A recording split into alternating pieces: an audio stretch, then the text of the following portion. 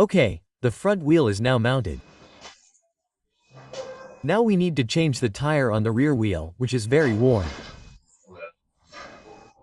This is the new tire, okay? And the order, as indicated in the workshop manual, would be to first remove the tension bar. That is, we remove this pin here and disassemble it.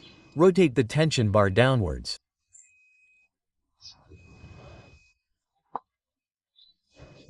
Next we would have to remove the rear brake, which is this one here. And to do this we would have to remove the adjuster, then the pin and the spring. Once we have removed the rear brake, what we have to remove is the wheel axle. To remove the wheel axle, we remove the pin here.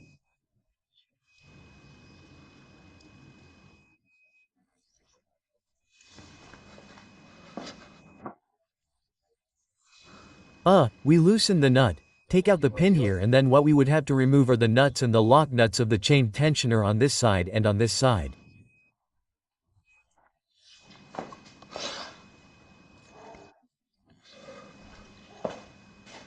And finally the wheel would come off. Okay, well, we are going to do it little by little. Well, following the steps we have said, we have already removed the rear wheel. These are the shock absorbers, which by the way are broken, which go here, okay.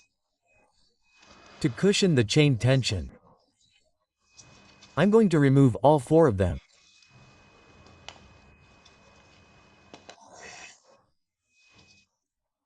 The sprocket that went here also has a spacer, and then on the other side we had the wheel axle with its corresponding spacer, okay.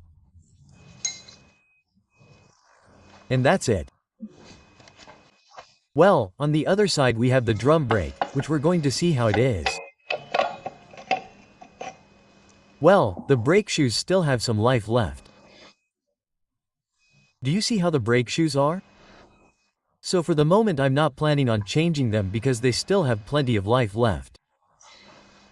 What I do have to do is clean the inside a little later so that it brakes well. Anyway, another way you have to see how the brake shoes are doing without having to disassemble it is with the indicator. Now that it's removed, you can see it very easily. If I press it now, I don't know if you can see it well. If I press it now, it runs and stays there. When the indicator reaches the sign at the very bottom, it would mean that the brake pads, the brake shoes, need changing.